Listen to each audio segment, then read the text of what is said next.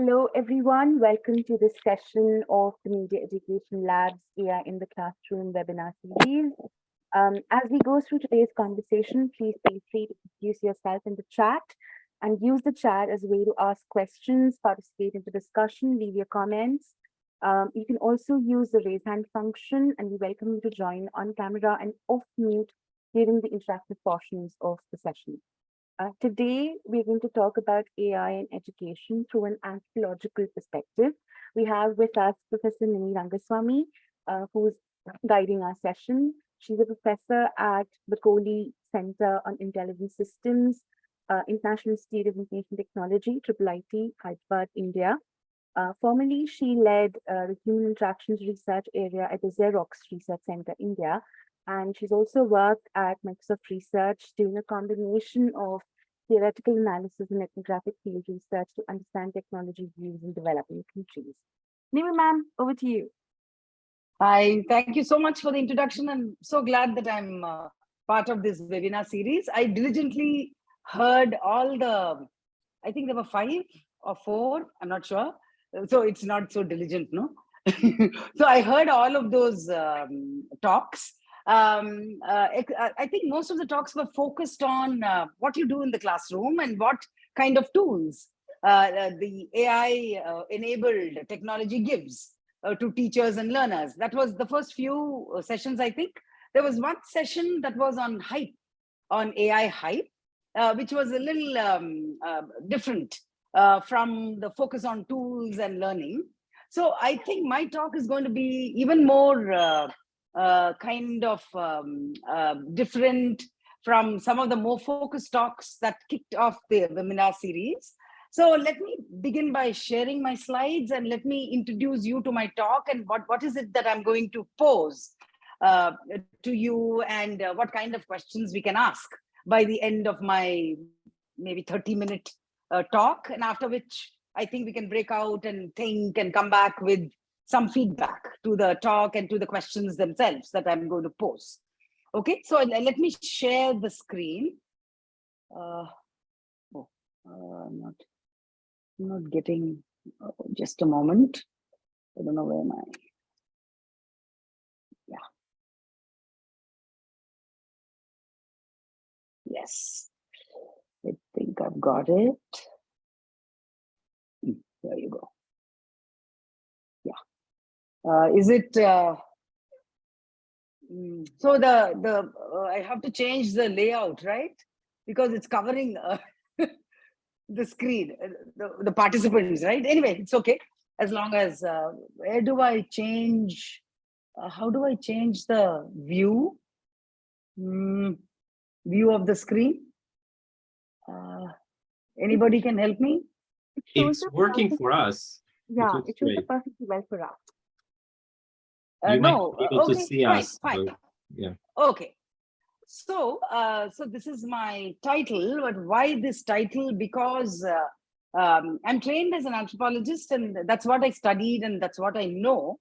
Willy-nilly, I became a technology researcher working in industry research, and later on, I joined academia that were primarily technology institutes. So I am essentially teaching anthropology to budding engineers, budding computer scientists, budding data scientists, etc. You know, so I did do some kind of some rethinking, some maybe some reboot to my own training, and I taught myself human-computer interaction, but firmly rooted in the anthropological ethos. So this is what I've been doing for the last maybe 7 to 8 years, where I bring that anthropological sensibility in understanding human-computer interaction, human-machine relationships, so on and so forth. So based on that, I have been reflecting on classroom teaching, classroom learning, the kind of syllabus we can create with confluent studies, just so that we expand the horizons of knowledge for these budding engineers and probably technocrats, techno leaders, or whatever they go on to become in the future. So that has been my kind of my rumination as an anthropologist who's coming into this technology field. So let's see how I'm good. Oh, sorry. How do I change? How do I change the this? No, the one to the right. Here it is. Yes, I saw the arrow. Okay. So this is the context is the key word for me, because I've written something there, but let me explain it.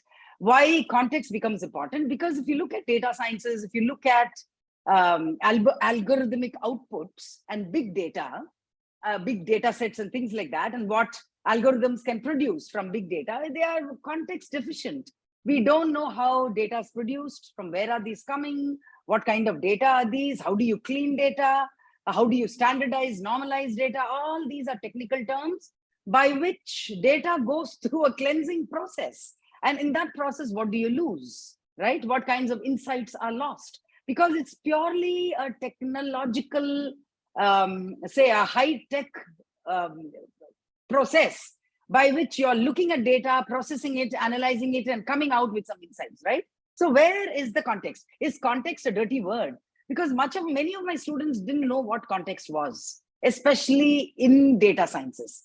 So I feel being aware about context is something that we should bring to AI technologies, especially when AI is being produced through analyzing data sets. Okay. Now, let me explain that more in my next slide. So here I'm trying to kind of give a rationale for how we can bring anthropology and AI tech together. So one is, the first thing what I'm saying is, how can you use anthropological techniques to study large aggregates of data, right? Can anthropology ever study these big data sets? Can we make it as a tool? That is one meta question. The second data question is, I'm unable to see my slide. I don't know how to change my orientation because half of my slide is lost, right? Can anyone help me how I can reorient my slide? Where is it? It seems like I'm seeing everything on this slide. It ends with the word data sets. Is there more? No, the view. How do I change the view, the orientation of my, I just want to see my slides. I'm unable to see them. If you just go to the top right corner of the window, it says view. If you click on that. I'm not getting view, unfortunately. Oh. Let's see. I'm not getting. Anyway, it's okay. Let me see. I'll go on. I'm unable to. What is it? To put data collected into a context. What am I saying there? Into a context. Domain information, metadata, giving collected data significance and meaning. Okay. Yes. So can anthropology give that meaning? Can it make data sets meaningful by bringing a sensibility that is not directly available in the data set? That is the second way of looking at it. Third is, can you bring in this sensibility of how was this data set produced? How was this data set sourced to give it that extra meaning? Where did this data come from? How was it collected? Can we bring that sensibility into a data set? The third is, by using mining techniques on large data sets, can we go beyond what the algorithm can tell us to study what is the underlying behavior, what is the cultural significance of this data and its production? Can we do that with through an anthropological sensibility? And lastly, can we uncover all these things by studying a data set? Can we uncover the cultural markers that produce this data set? Can we uncover identities? Can we uncover something that is shared because of this data set? So what are these underlying meanings that an algorithm or an algorithmic function or a deep learning or a neural network cannot bring to that data set? So these are some of the meta questions I want to ask as an anthropologist who is trying to bring the sensibility to teaching, learning, and understanding AI technologies and what it produces, namely biases. How do we understand a bias that AI technology brings? Can social sciences and anthropology help us in this? So these are some of the questions I've aggregated to bring in that sensibility. So now I'm going to move on to a couple of case studies where these are research I did with my students. And these are something that brings context into the classroom, where technology is placed in its context. And it's not just looked at technology as something that should be learned, deployed, and used as a tool for whatever.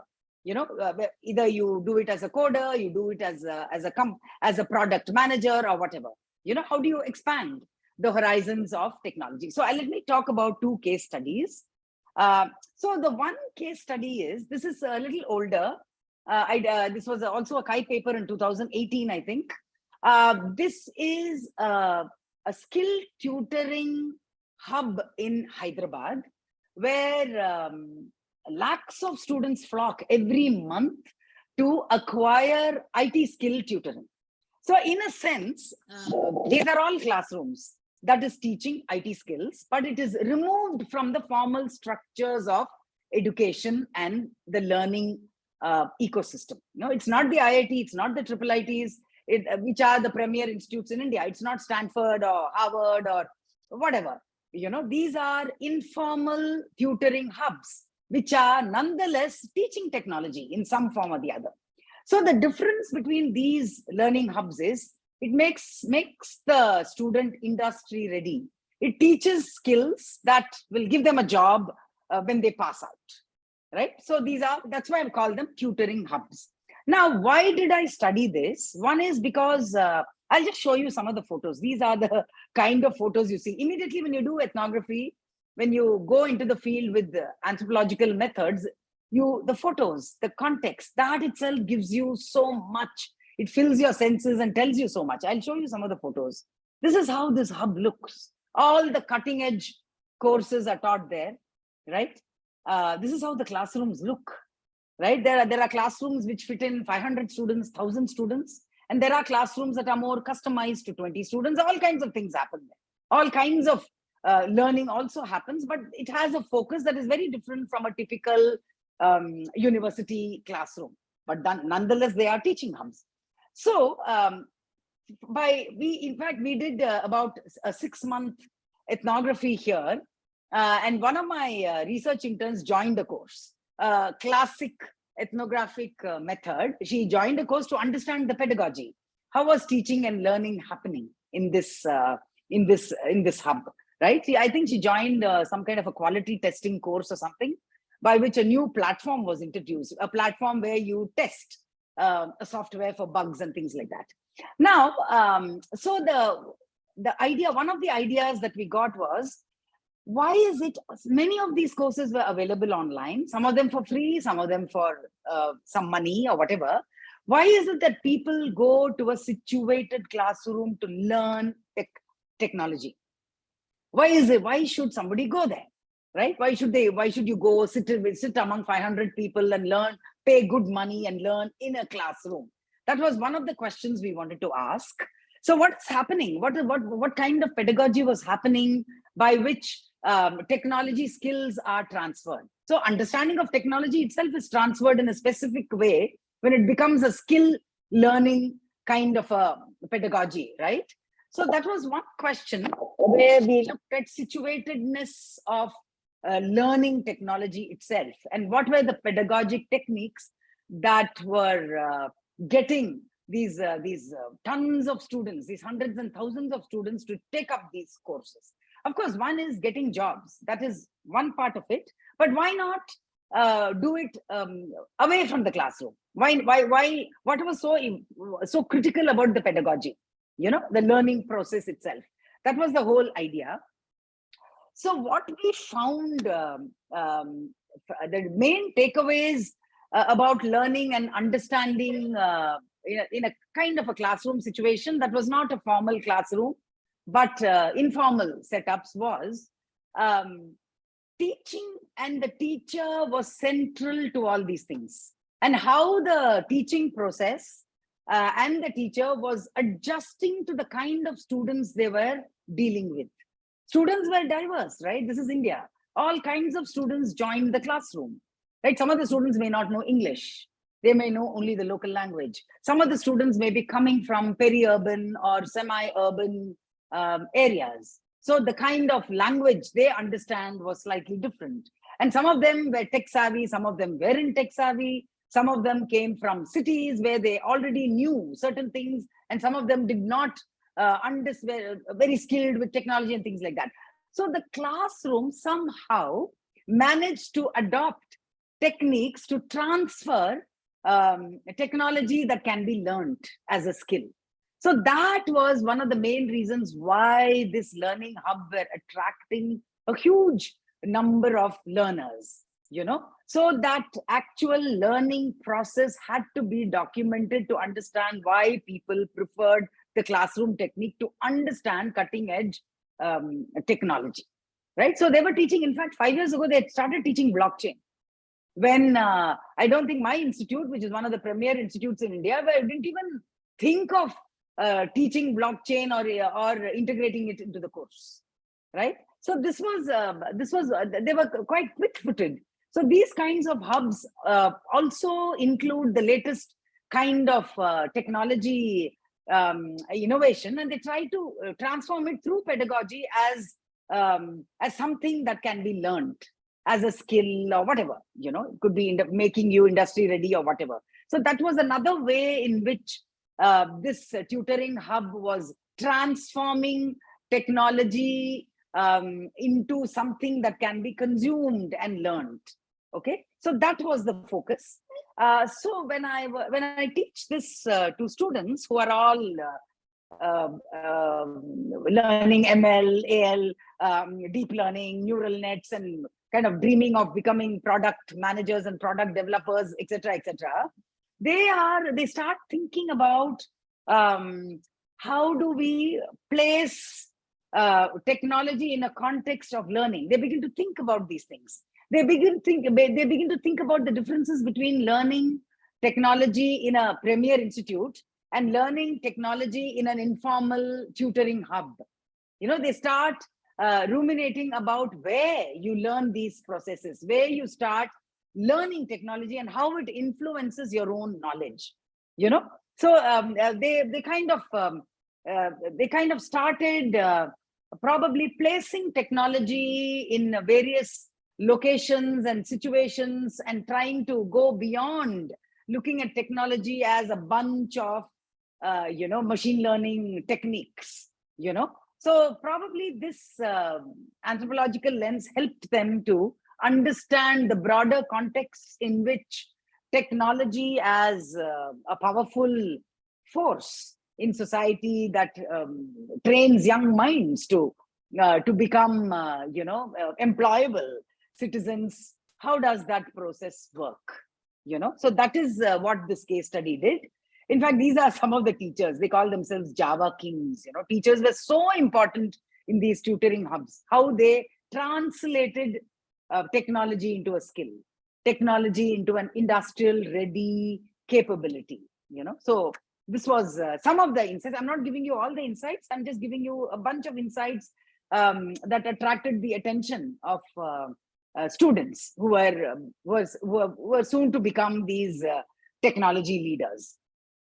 I'm currently engaged. So this is one of the questions I wanted to I posed after this this research project I did. So how do you replicate this kind of skill tutoring in a more formal educational environment? Is there something to learn? Of course, I'm not calling this as the ultimate education, what this skill tutoring does, but can we learn something from here about technology that one can adopt in teaching cutting edge technologies in a more formal classroom, in a more formal technology university or an institute? What is it that we can learn? Can we probably teach students a bring more practical sense about these technologies rather than it remaining as only a knowledge system? What is it that this can bring? Also, the other question I wanted to ask is, why was this tutoring hub technology hub so popular? Is it about the course content, about the course content delivery? Is it about the teaching pedagogic practices, or what is it? Or is it just a function of the market? This was also the second question I posed from this study itself. Let me move on to the second case study. I'll just skip over this. So this is something that I've been doing in the last 6 months. This was commissioned by the government of the state I live in, Telangana, in Hyderabad. So they were deploying AI-enabled technologies in their buses. You know, the buses that carry people across states, across different states throughout India, right? So they wanted to make the seeming goal was to make driving safe, you know, road safety. That was the idea of introducing these technologies to drivers. But the second and a more important agenda was to collect data itself about road intelligence. That seems to be the long-term agenda. But the short-term agenda was to introduce these AI technologies. It's called the Advanced Driver Assistance Systems, ADAS, to the driver, to make him a more safe driver, to make him a better driver, to make him technology intelligent, technology friendly, so on and so forth. Adopt these technologies. That was the main goal. And they gave me a project by which I bring in the driver perspective. You know, I have to understand how the drivers are taking to these technologies. How are they understanding artificial intelligence? And is this intelligence helping them to become better drivers and helping them in road safety? So this is, again, AI. And AI as a learning process for a certain section of the community in the country I live in. Okay, it's not about classroom and students. Learning is happening on the job, right? So it's a different kind of a learning environment. And what is happening there actually? So I'm about 6 months into this project, and there are a couple of interesting insights I wanted to share with you. So let me show you again some pictures from the field. So this is how this technology works. If I go back here, the actual technology, you can see these two arrows. This is the camera that faces the road, right? So this video is it goes to the cloud immediately and it's analyzed. So there is instant analysis of this video where these AIs, these so-called AI programs, try to alert the driver if there is an impending kind of an accident or whatever, or if there is some kind of a wrong kind of practice the driver is doing. So they have 4 or 5 kinds of alerts.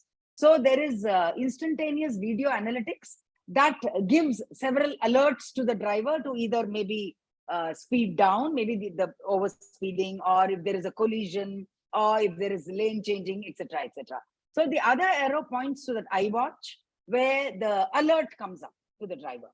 One of the alerts is the collision avoidance, where if there is a collision about to happen, it alerts the driver about 2 or 3 seconds prior to the collision, so the driver can avert it. So it is this very advanced video analytics technology has been deployed here, which sends these timely alerts to the drivers. Now, so it sounds all very cutting edge, right? But what is happening here is, this is how the system is taken care of. You know, all kinds. See, actually, this cutting edge technology is not supported by a sophisticated tech ecosystem. You know, this engineer has to go on top of the bus to adjust technologies, to put together ports, to see if everything is plugged in, if technology is compatible, if it is functioning. All these things happen in these ways. You know, nothing else is sophisticated in a bus depot, except for those technologies deployed in the bus. You know, so the socio-technical system consists of a range of technologies, of a legacy of technologies that are as old as 40 years to something that is cutting edge. So what do we do with legacy systems, right? On the job, how do you deal with technologies that conflict with each other as far as performance goes, as far as sophistication goes, so on and so forth? So this is how the ports look. Some of the plugs come together like this. In the face of it, these are all exciting technologies, but look at the back end. Look at the back end that has to be put together to make these technologies work, right? So this is the socio-technical system, and understanding this becomes very important. Of course, I started teaching this in class also to show them how are these so-called advanced video analytics. What is the back end to these advanced video analytics that's driven by AI? This is the back end, right? So how do students respond to this, right? When they kind of step back to understand how technologies come together in the field, right? Sometimes it's a bit shocking. They are pretty shocked, taken aback. Okay, they're sitting in a lab and building all these software systems, but once they know how these are put together, especially in the field, to enable a practical system, right? A practical socio-technical system. How does it work, right? So that kind of learning process is enabled by studies like this. Now, going back to this is something I wanted to show you. This is how data is managed in a bus depot on the wall. It's actually literal. They write their service schedules. They write their bus schedules. This is how they manage big data in a bus depot. I just wanted to show you this photo when during the pre-digital kind of, even today, many of it is pre-digital. Not everything is digitized, right? So the pre-digital is happily coexisting with the digital. Now, how do I locate human-computer interaction in an ADAS system, right? Where are drivers anxious? Why should the drivers be anxious about an AI system, right? So these are the intended consumers of this technology. What is the source of? One is about the technology intervening into their lives. Suddenly you have the system, right? Until then, of course, there's been technology in buses, but none of them are artificially intelligent, right? So this here is an intelligent technology that can report them, that can catch them, that can maybe scold them, that can warn them, right? So, and that can kind of have a record of what they do. That's surveillance, basically. So is this the cause of anxiety about intelligent systems for consumers, right? So does the driving behavior compatible with all these AI systems, right? Or are they going to kind of rebel against the system, or are they going to get used to it, right? So sometimes in a country like India, people get used to these systems. Initially, they may be anxious. Initially, they may rebel against it, but they get used to it. They comply with time, because probably there's no other option, or probably they realize the benefits of technology, or probably they feel that we have to go ahead with what is the systems that are surrounding us, right? So there have been many reasons why people subject themselves or comply with intelligent technologies. And the second idea is, how do we look at this intelligent system that's being deployed for safety? Do we look at it as something that is controlling the driver, controlling people? Do we have to look at it as a surveillance technology, or you want to look at it as a system that is building huge data sets for better intelligence on road safety, on road conditions, on maybe systematically developing data sets on the roads of India? And what is traffic intelligence? Do you want to look at intelligent systems as doing that? Or do you want to look at intelligent systems as a surveillance technology? So these are some of the things we were trying to assess just because we went to the field, we were able to ask these questions.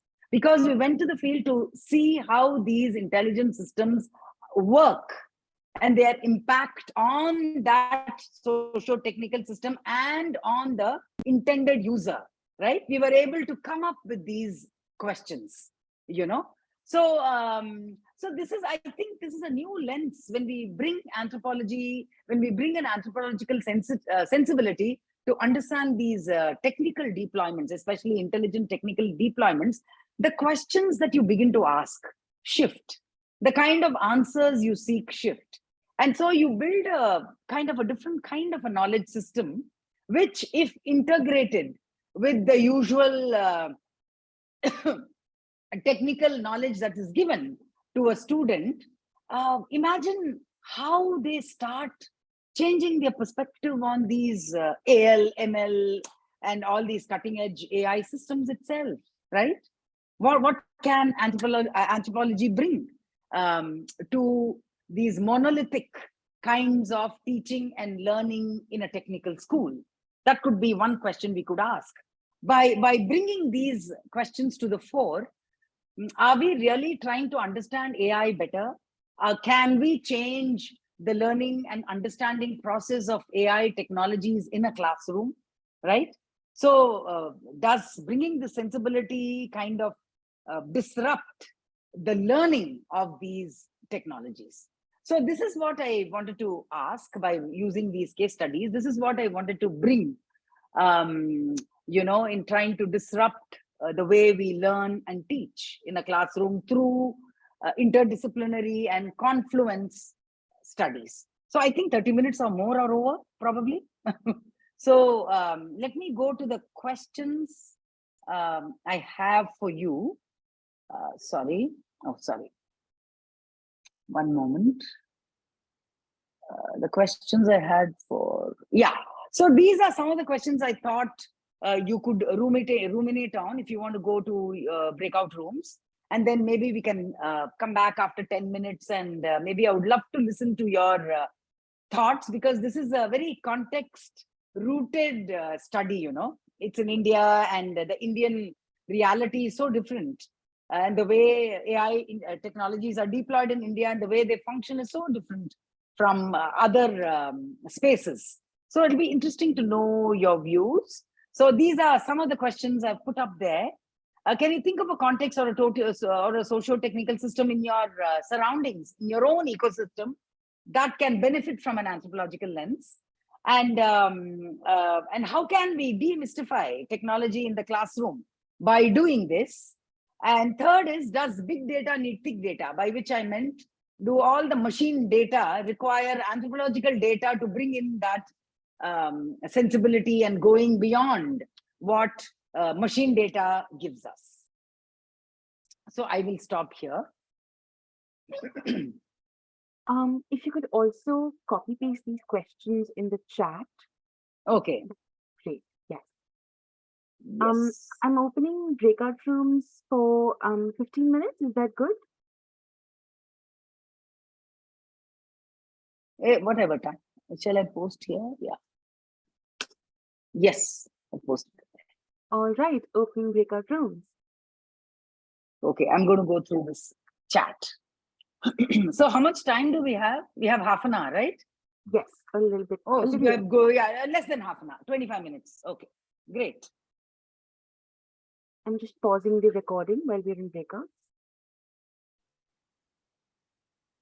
So we are back from the breakout room, and I'm hoping people can volunteer and tell us what they discussed.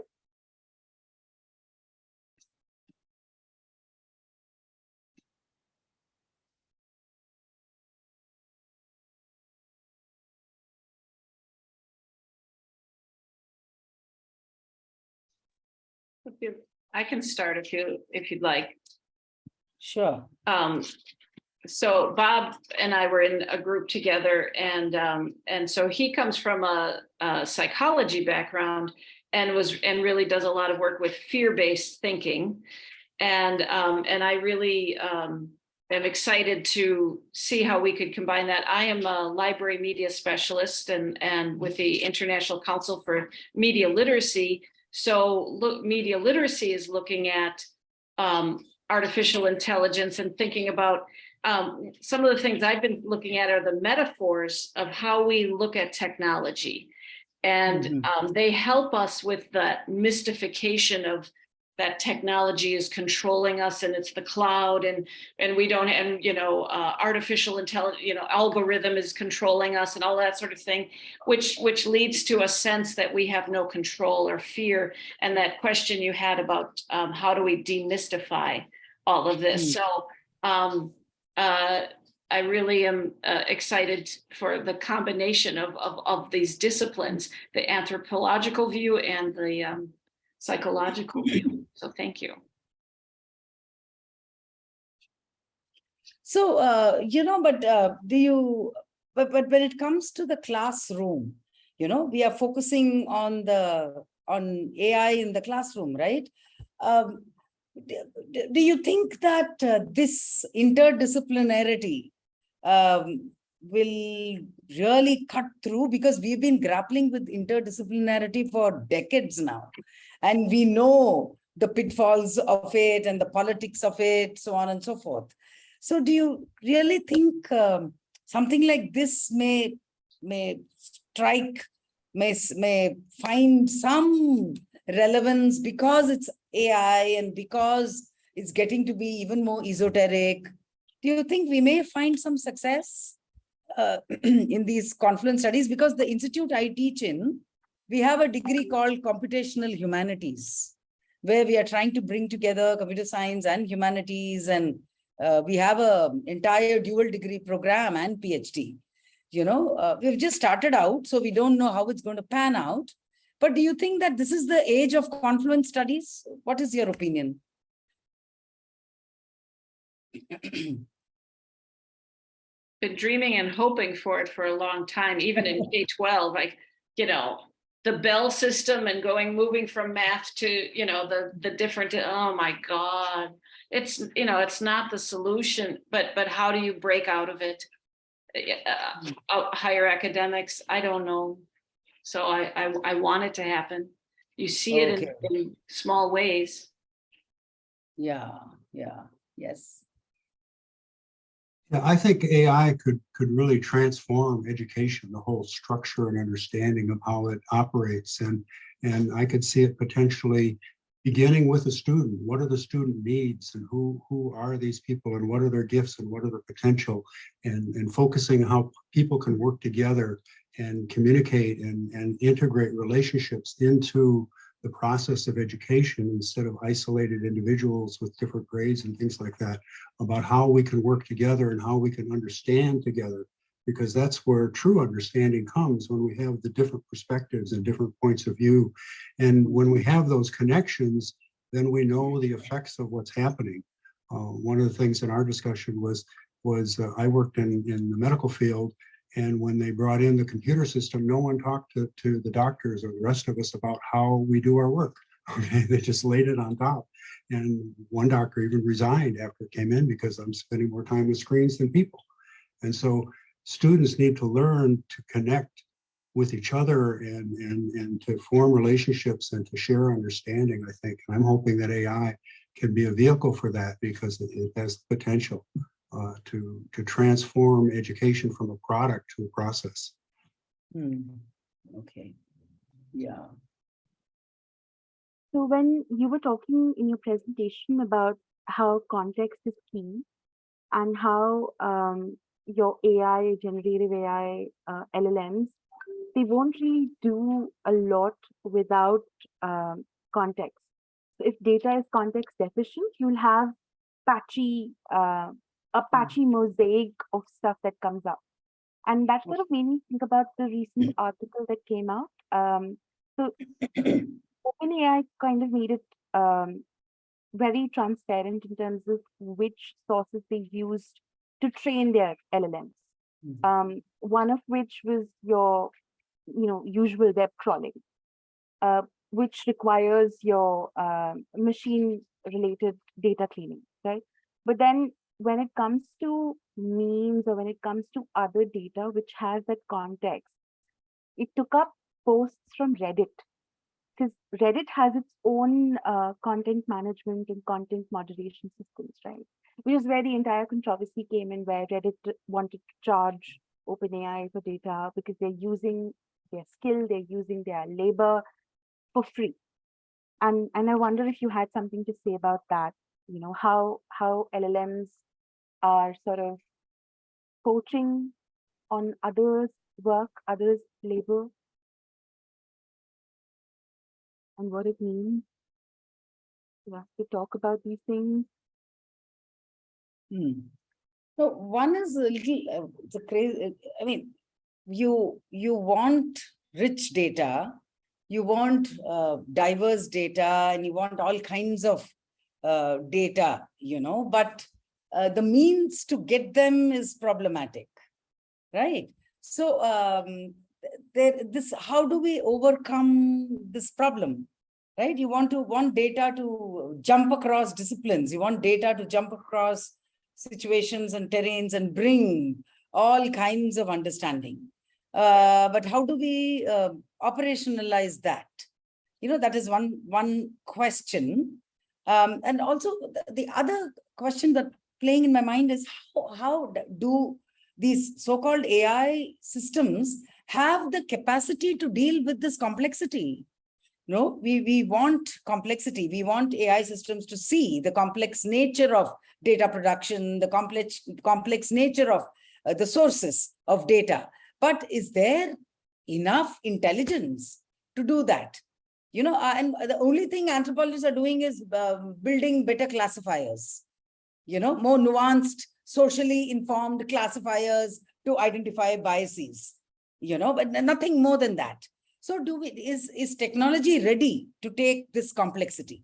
That is another question I wanted to ask, but a lot of people are throwing up their hands. They're saying, no, the AI systems are still not that intelligent to grapple with real anthropological data. So do we have a limitation there? Is limitation not really social? It's something else, So that is something I've been thinking about also. So we need breakthroughs for that, right? But of course, we should keep debating and talking. But I'm just saying, that could be one problem. One last thing, if someone wants to ask or comment, because we are a little over time. Yeah. Any closing? I'll make a quick observation about the human interface to like ChatGPT, which is, as I mentioned in our little breakout room, I think it's very interesting that it presents it line by line over some period of time, as if it's thinking and writing, kind of thoughtfully, rather than, you put in your prompt and pow, a full screen of, whatever a 20-page plan appears, which the systems, I feel, probably could do very easily, or certainly, it could wait a few seconds if necessary, and then all of a sudden that would appear. So I think that's very much an anthropological consideration for the interface. Oh yeah. Yeah, that is a very interesting question. The anthropology, sometimes it is used for things like this, maybe where you render an interface more intelligent than it should be, right? Right. So the ChatGPT has an interesting interface, but is it really matches up, Yeah, so anthropology can be used very cleverly too, that way. But does it represent intelligence? That is the thing. Like the ChatGPT interface you're talking about, is it really ruminating? Is it really thinking? Or is it just the interface? Yeah, that's an interesting thought. And I think that's a good point to conclude this particular session on. Thank you so much, Professor Rangaswamy, for such a great session. I think those case studies were brilliant and gave us a lot of food for thought. Thank you to all our attendees and participants as well for joining us. Our next session in the AI in the Classroom webinar series is on July 7th with Dr. Ian O'Byrne, and we're going to look into the future of AI in education. And if you're a Media Club regular, our Media Club is on 3rd of July, and we have Professor Usha Raman and Dr. Samana Kasturi talking about their book, Skyscape, Mediascape, Children in Media in India, in which both Nimi ma'am and I have chapters. So hopefully we'll see you again. Okay. Thank you so much for staying up, and thanks a lot for everything. Thank you. Bye-bye.